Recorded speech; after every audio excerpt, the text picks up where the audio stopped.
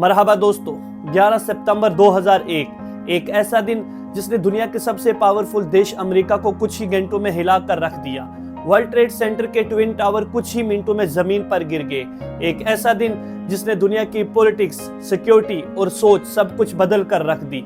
आइए इस वीडियो में इस दिन के बारे में जानने की कोशिश करते हैं। Today, our fellow citizens, our way of life, our very freedom came under attack. In a series of deliberate and deadly terrorist acts. Of the Pentagon. The Pentagon has been evacuated and the White House is hit. Now this is what it looked like. 11 सितंबर 2001 की सुबह का वक्त था। American airlines की flight number 11 take off करती है Boston के international airport से और इस फ्लाइट की डेस्टिनेशन होती है लॉस एंजलिस। तकरीबन 92 लोग इसमें सवार होते हैं, जिसमें से 11 क्रू मेंबर होते हैं और बाकी 81 पैसेंजर्स। फ्लाइट टेक ऑफ होने के 15 मिनट बाद पता चलता है कि उन 81 पैसेंजर्स में से 5 हाईजैकर्स हैं। ये हाईजैकर्स पैसेंजर्स को ओवरपावर करके प्लेन को हाईजैक कर लेते हैं और जबरदस्ती कॉकपिट में घुसते हैं। इन हाईजैकर्स के लीडर का नाम है अल सैयद अत्ता, जो ट्रेंड है as a pilot. By nationality वो एक इजिप्शियन है और इसकी एज है 33 इयर्स। ये पायलट और को पायलट से प्लेन का कंट्रोल छीनता है और प्लेन को सीधा वर्ल्ड ट्रेड सेंटर की तरफ उड़ाना शुरू कर देता है। दोस्तों, वर्ल्ड ट्रेड सेंटर ये अमेरिका की बहुत ही हिस्टोरिक बिल्डिंग थी। एक समय पर ये दुनिया की सबसे ऊंची बिल्डिंग थी। ये हाईजैकर्स इस प्लेन को सीधा ले जाकर इस वर्ल्ड ट्रेड सेंटर का जो नॉर्थ वाला टावर है उसमें क्रैश करवा देते हैं। What is that? Somebody hit the World Trade Center or the It's a trade Yes, the center. World Trade Trade Center. It's 8:52 here in New York. I'm Bryant Gumbel. We understand that there has been a plane crash on the southern tip of Manhattan. You're looking at the World Trade Center. ये crash होता है सुबह के 8:46 पर और उस वक्त के जो यूएस के प्रेसिडेंट थे जॉर्ज बुश, वो फ्लोरिडा के एक स्कूल में घूमने के लिए जा रहे होते हैं और अभी रास्ते में होते हैं। उनके जो व्हाइट हाउस के चीफ ऑफ स्टाफ है एंड्रू कार्ट, जब उन तक इस क्रैश की खबर पहुंचती है और वो बुश को इस खबर के बारे में बताते हैं तो बुश को यकीन ही नहीं आता। वो कहते हैं कि ये अनबिलीवेबल है कि कोई ऐसा कर भी सकता है। यकीनन उस पायलट को हार्ट अटैक आया होगा, जिसकी वजह से ये प्लेन उस टावर पे जाकर क्रैश हो गया। Sir, it appears a small twin-engine prop plane crashed into one of the towers at the World Trade Center in New York City. Our collective response was, oh, what a horrible accident. The pilot must have had a heart attack or something. उसके सिर्फ 17 minute बाद पता चलता है कि United airlines की flight number 175 को भी जो है 5 हाईजैकर्स के द्वारा हाईजैक किया जा चुका है। एक बार फिर हाईजैकर्स पायलट को ओवरपावर करते हैं और प्लेन का कंट्रोल छीन लेते हैं और ये हाईजैकर्स प्लेन को सीधा ले जाकर वर्ल्ड ट्रेड सेंटर के साउथ वाले टावर में क्रैश करवा देते हैं। उस वक्त तक यूएस के प्रेसिडेंट स्कूल में पहुंच चुके होते हैं और सेकंड क्लास के बच्चों के साथ एक रीडिंग एक्सरसाइज कर रहे होते हैं जिसका नाम होता है द पेट गोट। उस वक्त उनके chief of staff Andrew cart classroom में आहिस्ता से दाखिल होते हैं और बुश के कानों में कहते हैं अमेरिका इज अंडर अटैक। लेकिन जॉर्ज बुश क्लासरूम में बैठे रहते हैं और अपनी रीडिंग एक्सरसाइज को कंटिन्यू करते हैं और तकरीबन 7 मिनट तक ये एक्सरसाइज चलती रहती है। फिर वो बच्चों के साथ बातचीत करते हैं और बच्चों और टीचर्स के साथ फोटो भी खिंचाते हैं। दोस्तों, ये 7 मिनट बड़े ही क्रिटिकल होते हैं क्योंकि इन 7 मिनटों में पूरी दुनिया में ये खबर फैल चुकी थी कि वर्ल्ड ट्रेड सेंटर के ट्विन टावर में 2 प्लेन क्रैश हो चुके हैं। बाद में बहुत से लोग इस चीज के लिए जॉर्ज बुश को क्रिटिसाइज भी करते हैं कि जब उनको ये पता चला कि 2 प्लेन क्रैश हो चुके हैं और अमेरिका पर अटैक हुआ है तो वो 7 मिनट तक क्यों क्लासरूम में रहे और फौरन कोई एक्शन नहीं लिया। दूसरे प्लेन क्रैश के कुछ ही देर बाद एक और खबर आती है कि 2 और प्लेन हाईजैक किए जा चुके हैं। एक अमेरिकन एयरलाइंस की फ्लाइट नंबर 77 जिसने वाशिंगटन के इंटरनेशनल एयरपोर्ट से टेक ऑफ किया था लॉस एंजलिस जाने के लिए, और दूसरी यूनाइटेड एयरलाइंस की फ्लाइट नंबर 93 जिसने न्यू जर्सी से टेक ऑफ किया था कैलिफोर्निया के लिए। इन दोनों फ्लाइट्स को हाईजैकर्स टर्न कर देते हैं, रीरूट कर देते हैं वाशिंगटन डीसी की तरफ। दोस्तों, वाशिंगटन डीसी ये कैपिटल है यूनाइटेड स्टेट्स ऑफ अमेरिका की और वाशिंगटन डीसी से थोड़ी सी ही दूरी पर मौजूद है यूएस की डिपार्टमेंट ऑफ डिफेंस की हेडक्वार्टर्स बिल्डिंग जिसे नाम दिया जाता है पेंटागन। हाईजैकर्स फ्लाइट 77 को इस पेंटागन की बिल्डिंग की तरफ मोड़ देते हैं और सीधा जाकर इसमें क्रैश करवा देते हैं। Oh my goodness. Oh my goodness. We're looking at a live picture from Washington and there is smoke pouring out of the Pentagon. It would appear that there has been another major explosion, this one in the nation's capital. इस तीसरे plane crash के बाद US की air space को shut down कर दिया जाता है اور جتنے بھی ہوائی جہاز ہوا میں ہوتے ہیں ان سب کو آرڈر دیا جاتا ہے کہ جو بھی ان کے پاس والا ایئرپورٹ ہے اس پر لینڈ کروا دیں۔ صبح کے 9:37 پر جو ہے یہ تیسرا کریش ہوتا ہے پینٹاگن کی بلڈنگ میں، جس کی وجہ سے پینٹاگن بلڈنگ کا اکثر حصہ ڈسٹرائے ہو جاتا ہے۔ دوستو، ورلڈ ٹریڈ سینٹر کے ساؤتھ والے ٹاور میں جو پلین کریش ہوا تھا اس کی وجہ سے اس پوری بلڈنگ میں بھینکر آگ لگ جاتی ہے، جس کی وجہ سے پوری بلڈنگ کا سٹرکچر بہت زیادہ کمزور ہو جاتا ہے اور 9:59 پر جو ہے پوری بلڈنگ ہی کولیپس کر جاتی ہے۔ Two towers, a huge explosion now raining debris on all of us. We better get out of the way.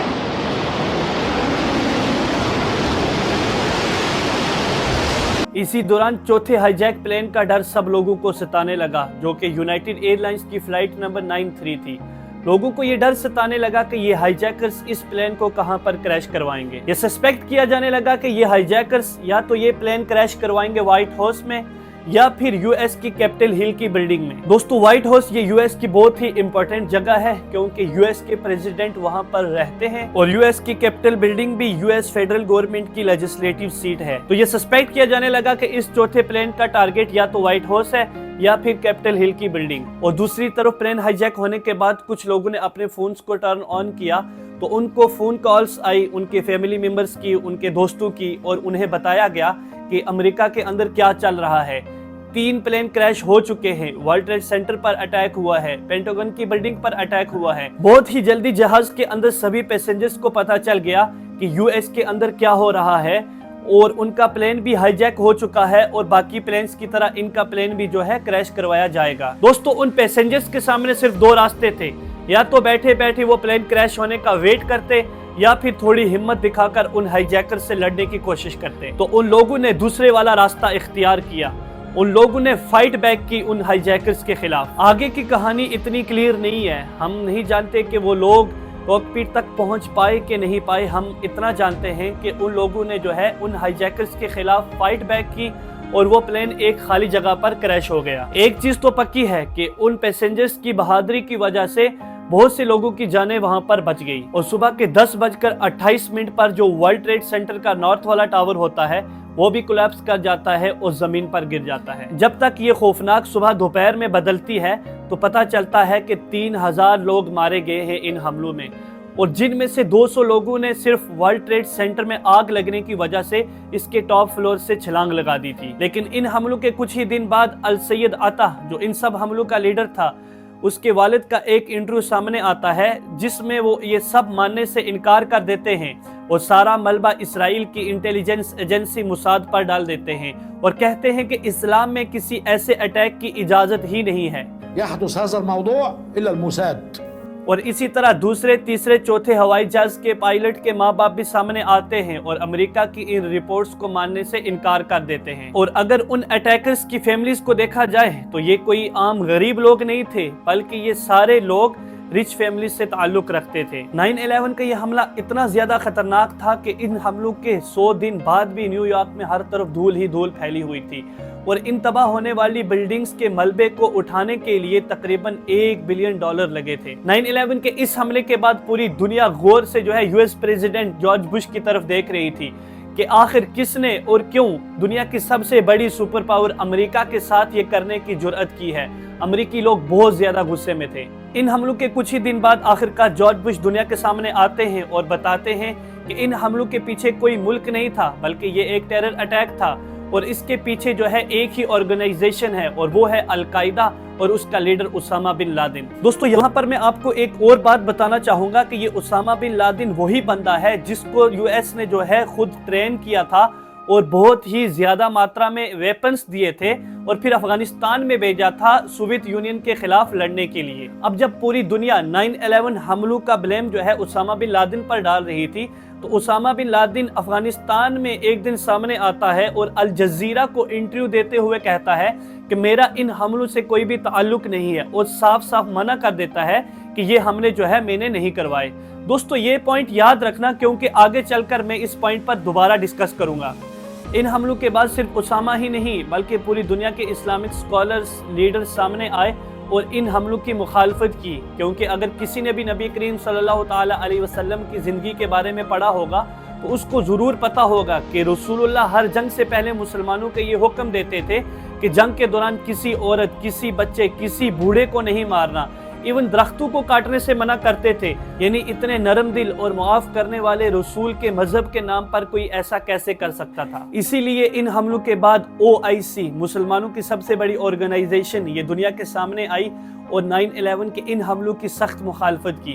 اس کے علاوہ مکہ کے گرینڈ مفتی نے بھی جو ہے ان حملوں کی سخت مخالفت کی اور کہا کہ اسلام میں ایسے حملوں کی کوئی اجازت نہیں۔ ایون امریکہ کے دشمن سمجھے جانے والے آیت اللہ خمینی نے بھی جو ہے ان حملوں کی سخت مخالفت کی۔ لیکن ان سب چیزوں کے باوجود بھی جو ہے 9/11 کے ان حملوں کے بعد مسلمانوں کی امیج بہت زیادہ خراب ہو گئی ویسٹرن کنٹریز میں۔ اسلاموفوبیا کی ایک نئی لہر دیکھنے کو ملی۔ صرف 2001 میں ہی 481 ہیٹ کرائمز انسیڈنٹس دیکھنے کو ملے مسلمانوں کے خلاف۔ بہت سے مسلمانوں کو جاب سے نکالا گیا، عورتوں کے نقاب پر حملے ہوئے۔ اسامہ بن لادن کے منع کرنے کے باوجود بھی جو ہے امریکہ نے سارا بلیم اسامہ پر ڈالا اور افغانستان کی حکومت طالبان کو کہا کہ القاعدہ کے جتنے بھی لیڈرز ہیں انکلوڈنگ اسامہ بن لادن یہ ہمارے حوالے کرو، لیکن طالبان نے ایسا نہیں کیا کیونکہ افغانستان نے اس سے پہلے ایک بہت بڑی سپر پاور سوویت یونین کو 10 سال لڑائی کے بعد جو ہے 1989 میں ہرا چکے تھے، اور اس جنگ میں جو ہے اسامہ بن لادن نے طالبان کی بہت بڑی مدد کی تھی، جس کی وجہ سے طالبان گورنمنٹ کے جو لیڈر تھے ملا محمد عمر وہ اسامہ بن لادن کی بہت زیادہ عزت کرتے تھے۔ اس کے بعد طالبان حکومت نے امریکہ سے کہا کہ تم جس بندے پر بلیم ڈال رہے ہو وہ تو مان ہی نہیں رہا ہے کہ اس نے یہ سب کیا ہے، تم ہمیں پروف دو، ہم خود اس بندے کو سزا دیں گے، بغیر پروف کے جو ہے ہم اپنے گیسٹ کو کسی کے حوالے نہیں کریں گے۔ لیکن امریکہ نے ان کا یہ آفر نہیں مانا اور ان سے کہا دیکھو میں ایک سپر پاور ہوں اور تم ایک غریب ملک ہو، مجھے تمہیں ثبوت دینے کی کوئی ضرورت نہیں ہے، اسامہ بن لادن کو میرے حوالے کرو ورنہ میں تم پر حملہ کر دوں گا۔ طالبان نے امریکہ کو اسامہ بن لادن دینے سے صاف منع کر دیا اور پھر امریکہ نے افغانستان پر حملہ کرنے کی تیاری شروع کر دی۔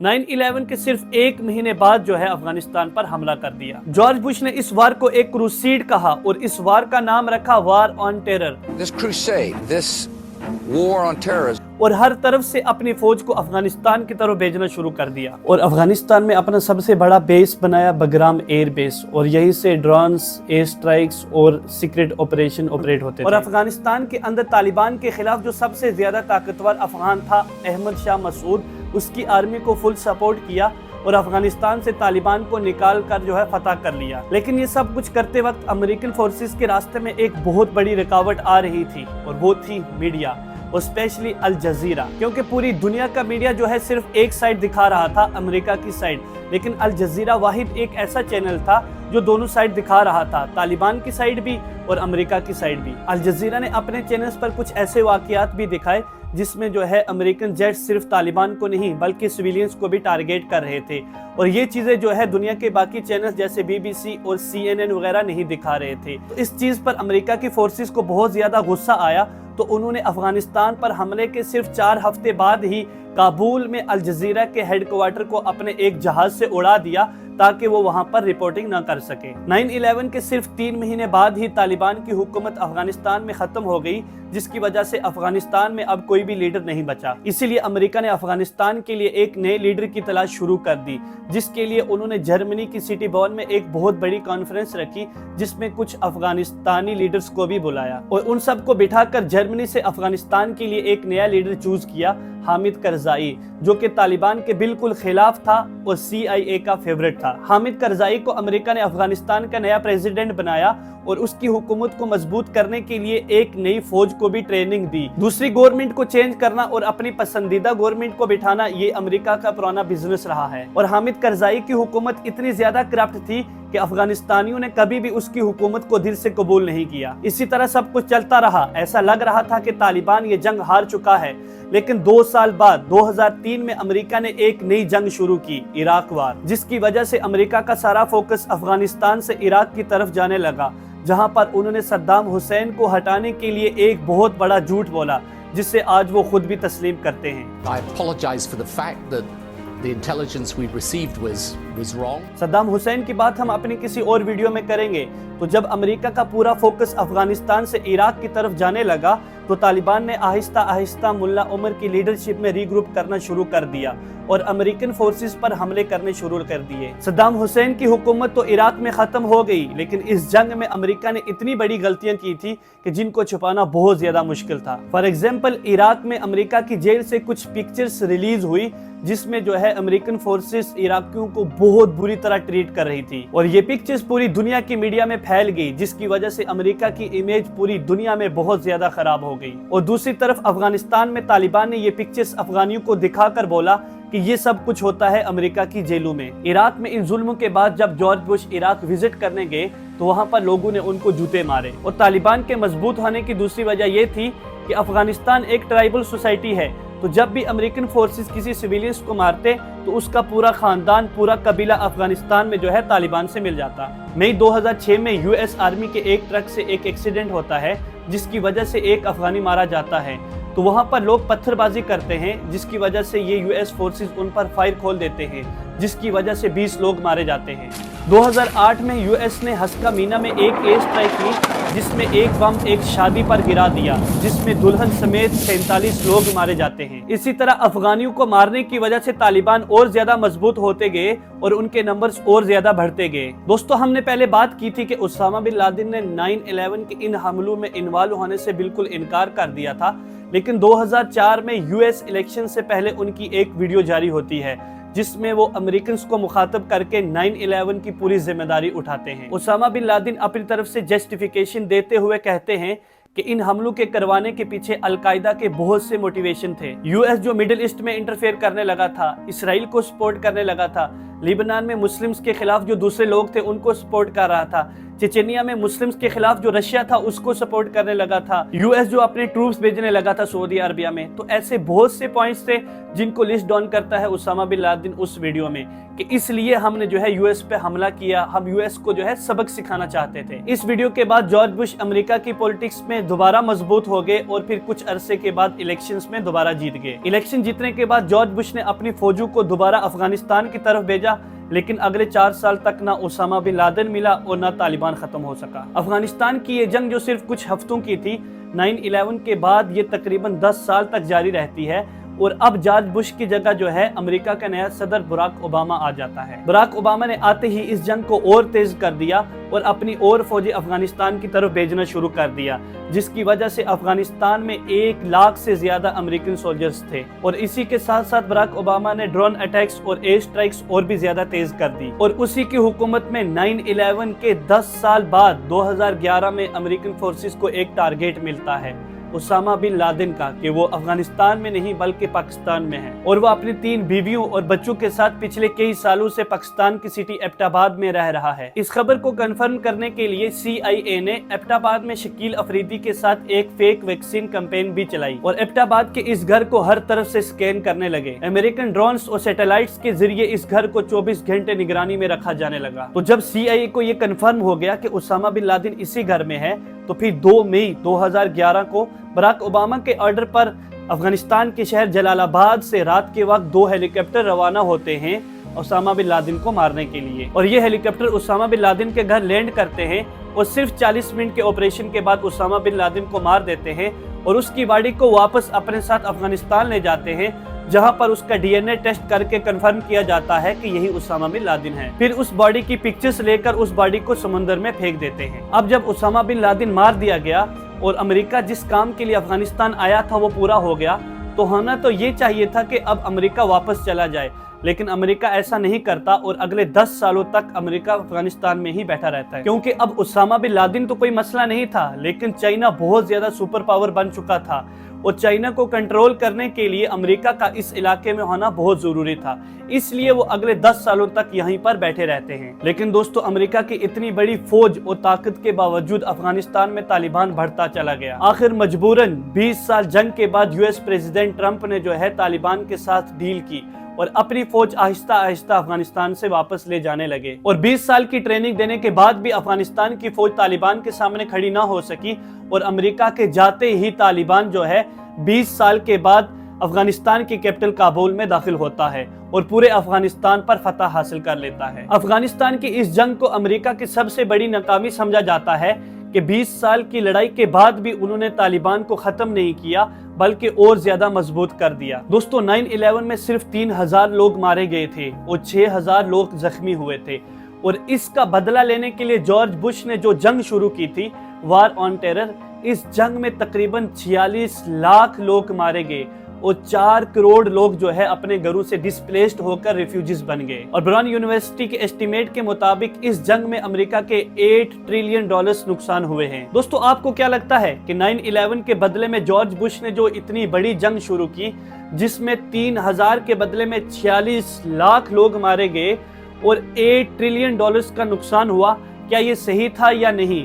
یا پھر وہ کسی اور طریقے سے بھی اسامہ بن لادن کو مار سکتے تھے؟ کومنٹس میں ضرور بتائیے گا۔ آپ کو اگر یہ ویڈیو اچھی لگی ہو تو لائک کریں، سبسکرائب کریں اور شیئر بھی کریں۔ چلیں ملتے ہیں نیکسٹ ویڈیو میں، تب تک مع السلامہ۔